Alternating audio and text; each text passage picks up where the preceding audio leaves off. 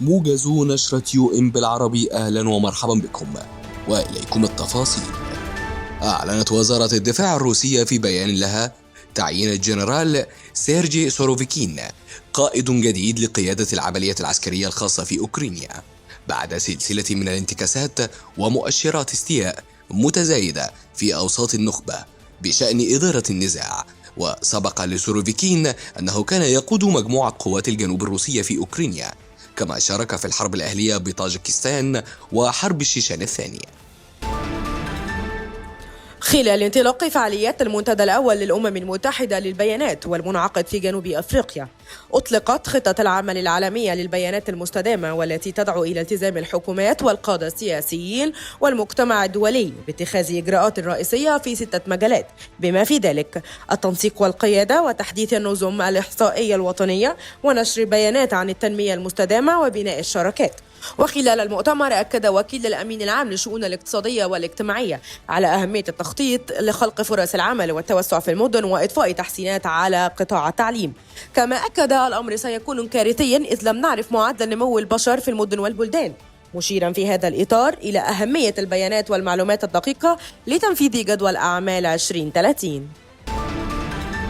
افتتحت لجنة حقوق الإنسان دورتها 36 بعد 100، والتي ستنظر خلالها في تقارير عدد من الدول منها إثيوبيا واليابان ونيكاراغوا والفلبين والاتحاد الروسي بشأن تنفيذها لأحكام العهد الدولي الخاص بالحقوق المدنية والسياسية.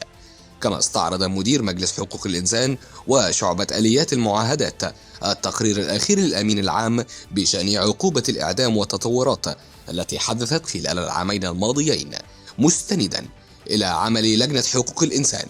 كما أشار إلى التعليق العام رقم 36 للجنة بشأن الحق في الحياة، فضلا عن التوصيات المقدمة إلى الدول الأطراف. افتتحت اللجنة المعنية بالقضاء على التمييز ضد المرأة دورتها 83، والتي تستعرض خلالها تقارير أرمينيا وبلجيكا وفنلندا وسويسرا وأوكرانيا.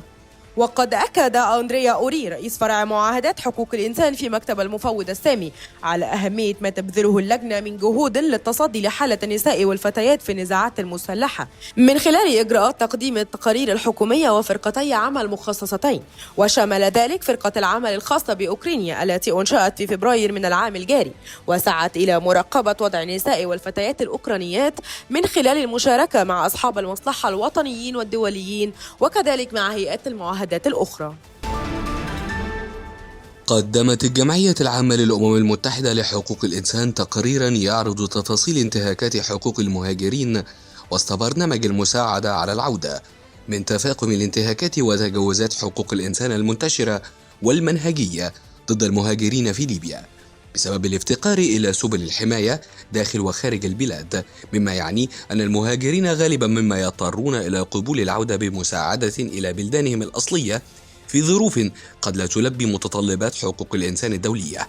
ووفقا للتقرير المقدم أن الكثير من المهاجرين يجبرون على قبول العودة في ظروف الاحتجاز التعسفية والتهديد بالتعذيب وسوء المعاملة والعنف الجنسي والاختفاء القسري والابتزاز وغير ذلك من انتهاكات وتجاوزات حقوق الإنسان.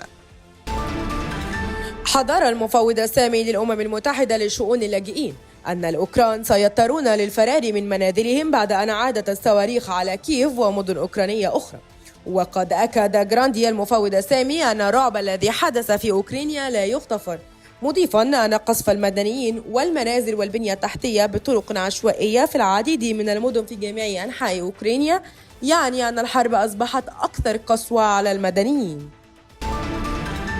أعلن رئيس الجمعية العامة للأمم المتحدة نتائج اقتراع انتخابات عضوية مجلس حقوق الإنسان، حيث فازت 14 دولة بعضوية مجلس حقوق الإنسان لفترة تمتد ل3 أعوام بداية من 2023 وحتى 2025، من بينها 3 دول عربية إفريقية هي الجزائر والمغرب والسودان التي كانت مرشحة عن مجموعة الدول الإفريقية.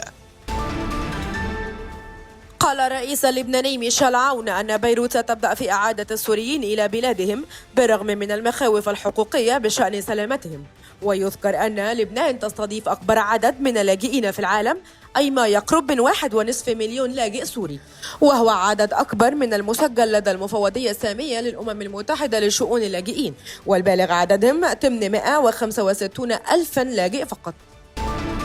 صوتت مصر لصالح القرار المعروض على الجمعية العامة للأمم المتحدة والذي يدين الاستفتاءات الروسية لضم أراضٍ أوكرانية، اتساقا مع موقفها المبدئي المتمسك بمقاصد ومواد ميثاق الأمم المتحدة من حيث نبذ التهديد أو استخدام القوة في العلاقات الدولية والجنوح إلى الوسائل السلمية لحل المنازعات واحترام سيادة الدولة الوطنية ووحدة أراضيها، وهو ما دأبت عليه مصر عبر العقود السبعة الماضية باعتبارها دولة مؤسسة للأمم المتحدة، وذلك دون أن تحيد عن هذه المبادئ أو تتنصل منها في أي مرحلة.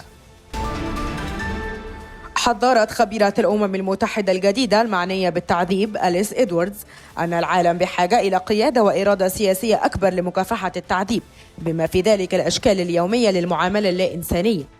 كما أكدت أليس أن مفتاح التغييرات المستمرة وطويلة الأمد في أيدي القادة، وشددت أيضا على حقوق الضحايا والناجين من التعذيب وأسرهم والحق في إعادة التأهيل والإنصاف. وإلى هنا متابعينا الكرام ينتهي موجز أخبار نشرة UN بالعربي، وإلى اللقاء.